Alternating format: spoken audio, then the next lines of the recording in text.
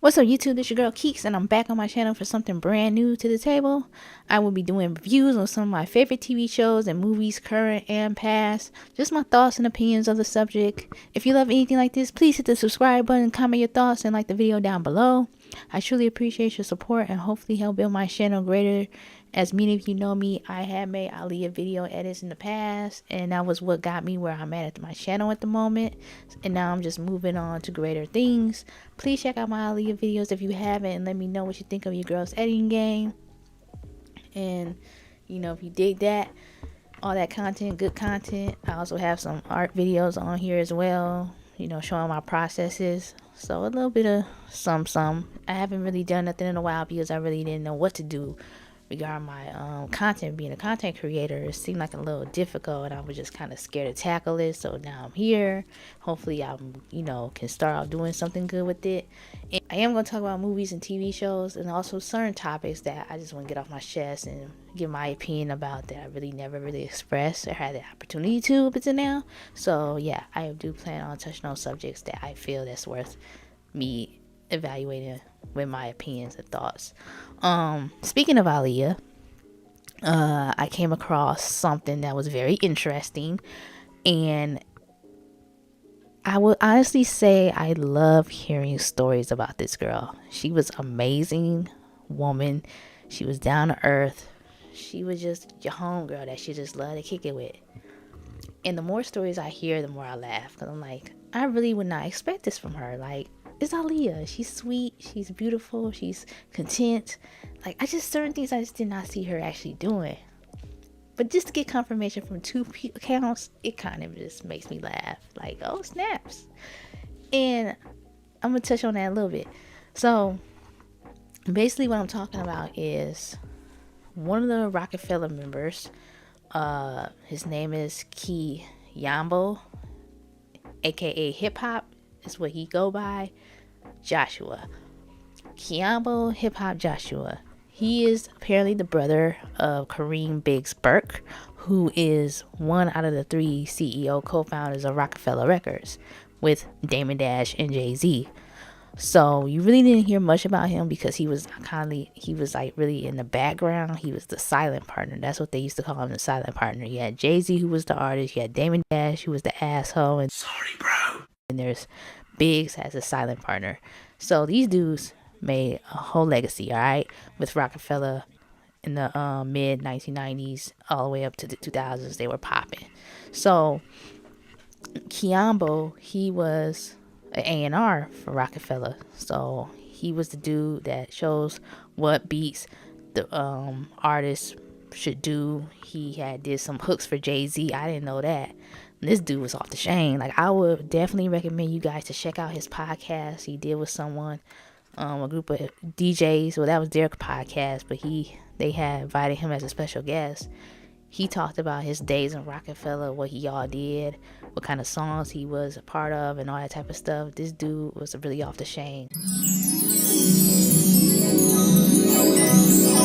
Like, I learned so much, and it's like all the behind the scenes of the shit is just one of the best things I like listening to. So he was very interesting. And at some point in the podcast, he brought up Aaliyah, his friendship with her, which I thought was very interesting. I mean, granted, you have Rockefeller people that interviews and do all that whole nine, they'll somewhat bring up Aaliyah, and I kind of find it fascinating as most of the time at the moments, you know, days before she passed away, but everything correlates and match up, and it makes a lot of sense, you know what I'm saying? With that being said, Kiyambo, basically, like I said, he was part of the A&R team on Rockefeller Records, and I think Damon was the one that gave him the nickname Hip Hop.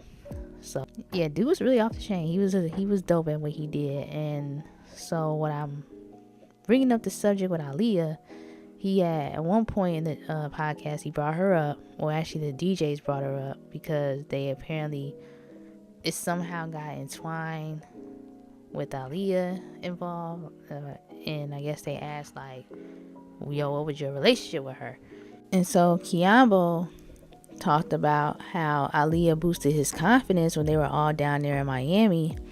At the time, he was doing A&R for Rockefeller artists Beanie Siegel and Memphis Bleak, who was supposed to be doing a joint album originally, but because they couldn't really decide on a beat on certain songs, they was like, forget it, and they started just doing their own separate thing. And I guess David and his brother was letting him get the heat, like, bro, what are you doing? Like, this shit ain't productive and everything like that. But he said Aaliyah boosted his confidence and told him that, everything's gonna be alright. Everything was gonna be alright and things gonna be better, and basically told him that he is the shit, he's dope, don't let nobody tell you otherwise, the whole night. He said, let that shit with David and them fade over, it's not serious, like, just relax and chill. So he took that to heart, because she was right. He was dope at what he did. It ain't his fault that these two niggas wasn't agreeing on a song, that they couldn't actually work together to do that joint album. That wasn't his fault. So he was really appreciative of Aaliyah on that.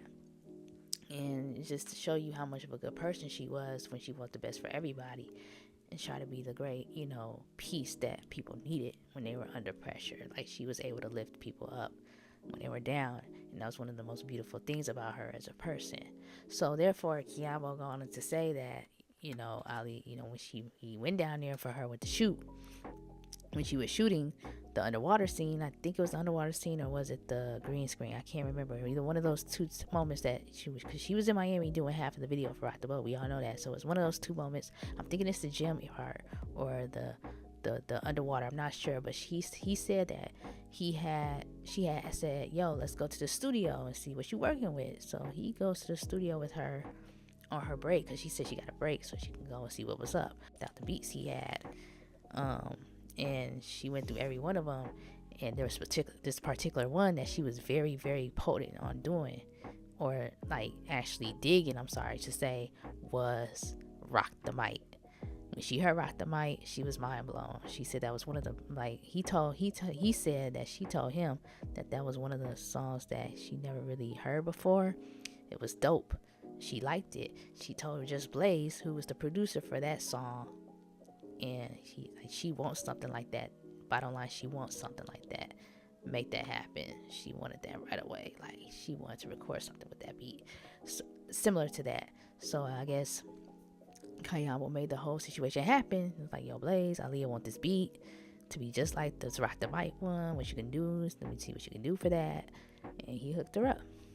And so this is the crazy part. So Aaliyah was like, all right, so this is what I'm gonna do. I'm gonna go down and shoot. I'm gonna come back. I'm gonna record this song, and we're gonna get high. That's exactly what she told this man. That shit was funny as hell. Check this out. She heard the records, and she heard Rock the Mic and was bugging. She was like, wow, I never heard no song like this before. Could you get me a beat like this? Could you do, Mm-hmm. So Just did her a beat like that. And she was like, I'm recording that when I come back. Mm. And cause she used to like we used to smoke, so she would like hide. She'd hide behind me and smoke with some ill weed. And she was like, please give me some of that. Like, please give me some of this weed, da da da. And she was like, I'm coming back. I'm gonna do that song, and we gonna get high. I'm just tripping and bugging out because I wanted to, people were saying that she was going to be on the Rock the Mic remix. No, the hell she was not, okay? What would she need to be on the remix for? She's a singer. They're rappers, okay? But it was dope to know that the beat that Just Blaze was working on for her sounded like the Rock the Mic song. That beat is tight as hell, okay? If y'all don't know if y'all ain't listened to Rock the Mic before, y'all, that's a banger, okay? That was a club banger, a hit banger. That was some fly ass shit in the early 2000s. If you, like, every time I hear that song, it screams 2000s. You know what I'm saying?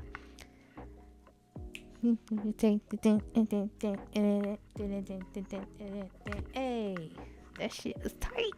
That shit was tight.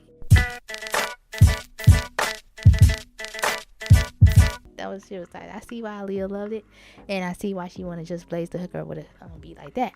So you can imagine what that beat would sound like. Like what what would it have been, and how Aaliyah would have tackled a Just Blaze beat. Like, I always wonder how would she tackle a beat like his, because that nigga was fly. He made some dope beats, in my opinion. He's one of my top 5 favorite producers. You know, outside Kanye, Pharrell, Timbaland, and Dre, I find Just Blaze definitely a top 5 of mine.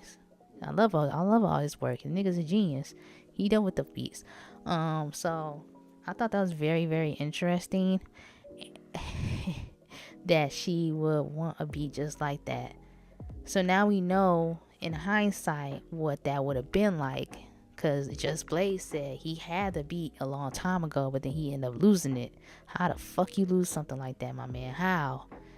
My thing is, if you lost it, fine, but make a new one.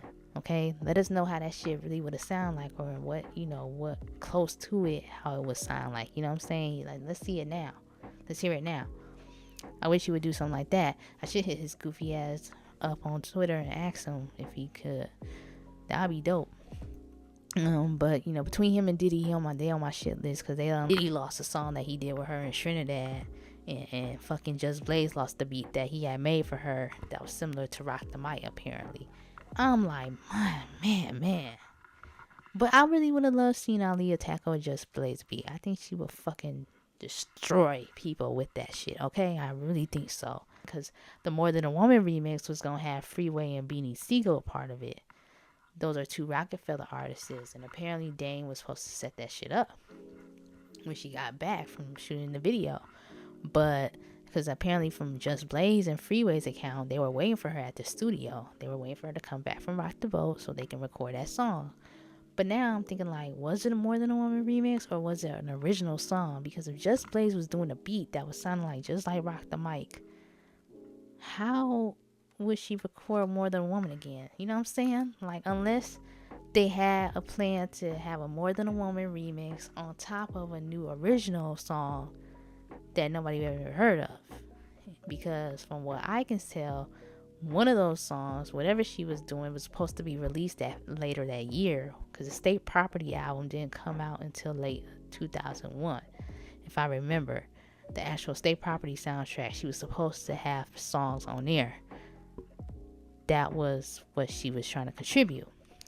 And that's why she was coming back to Miami to, you know, do that song. Because I remember she was on Angie Martinez's show a few weeks before she went to film Rock the Boat.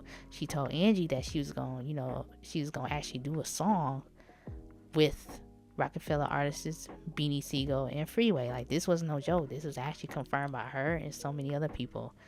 And now Kiambo, he's saying it. So this was a fact going to be a thing. And this is why I always say we got robbed. That shit would have been dope as fuck. Aaliyah having Freeway and Beanie, come the hell on. The girl was finna take over the 2000s, okay? And nobody can convince me otherwise. That shit would have slapped. Man, dude, we were robbed. Anyways, back on topic. So, you know, this was an actual thing that was taking place. Aaliyah had planned all this. And she told Angie, like, you know, we plan on actually dropping it before the end of the year, hopefully. You know what I'm saying? So it was really cool to hear that she was going to record a song for the State Property album. You know what I'm saying? Because it makes sense, because she was part of Rockefeller. She wasn't on a label, but she was dating the CEO, one of the CEOs. So why not have a record with, you know, part of the crew? You know what I'm saying? Something interesting, I tell you this much. Man, I wish we got that beat. I want to know what that beat sound like. Somebody hit Just Blaze up and tell him to make that shit again. Let's just see let us hear what it would have sounded like. We already know that it sounded like Rock the Mic a bit. It was something similar, so let's hear it, nigga. Okay, get that beat board out, whatever you got, and make that shit, okay? Or at least make it close to it if you don't remember the exact thing, how it went. Do something similar to make it, you know, make it seem like what we were actually expecting, you know what I'm saying? But man, Aaliyah was really doing some next level shit. Like, she was doing more than what regular R&B singers normally do. Like, she was not really an R&B singer. I don't know what the hell she was, but she was like a mixture of different things. I mean, a gangster, because that just showed you how real she was, laid back. She was cool. And I like that she told dude, like, yo, you know, you have nothing to worry about. Let that shit go. You dope as hell as it is. You don't need to worry about what Dame and them talking about and everything like that. She just made you feel comfortable and made you like have no fucking worries. She was the real Hakuna Matata, it seemed like. And that's why everybody loved her, because she was so chill and cool and down to earth and positive. So I just, shout out to Aaliyah. She was really a dope individual, and the more stories I hear, the more I love her, because you don't really get them type of stories, and you don't find many people like her, you know what I'm saying, in this industry who was just like that, cool individual. So major shout out to Aaliyah. I love hearing stories about my girl all the time, and I'm always going to continue to rep her legacy respectfully. And now I'm gonna be able to smoke one for her, because I know she like to get blazed. So I'm definitely gonna start back smoking on every anniversary of hers. So I'm really, yeah, that's interesting. That's very, very interesting. Anyways, I just want to put that out there to let y'all know how dope that Rock the Mic, similarity beat would have been like had Aaliyah been here and actually recorded that shit. Like, I'm just really wondering how that shit would have sounded like. I really do. And it's a shame that we'll never get to hear it. Now, I said unless Just Blaze decide to just remake it someday, like, he just needs to put in the work and remake that shit and tell us how it would have sounded like. At least let us know. Okay, we may not get the Aaliyah voice for it, but damn, I would like to know what it sounded like. Because Rock the Mic is something lethal. And for Aaliyah to love it and want something similar, she told that nigga, I want something just like that. I just imagine how that's tight that shit would have sound. Oh, it's crazy, man. Crazy. We were robbed. I'm sorry. We were robbed. Rest in peace to Aaliyah. And I wonder if Static Major would have, because Kiambo, and I think about it, like, I'm going to say the ending here. I know Kiambo said that he knew Static Major. He managed Static. So I'm pretty sure whatever song Aaliyah was going to record under that inspired Rock the Mic beat, I'm sure he would have wrote that. R.I.P. to Static Major. R.I.P. to Aaliyah. We got y'all backs always. We're going to always keep it real with your legacy and keep it 100. We're going to keep it moving. We're going to keep it strong. And let you know that your light will never dim. You made a huge impact on this industry, and we're going to continue to rep you to the day we go.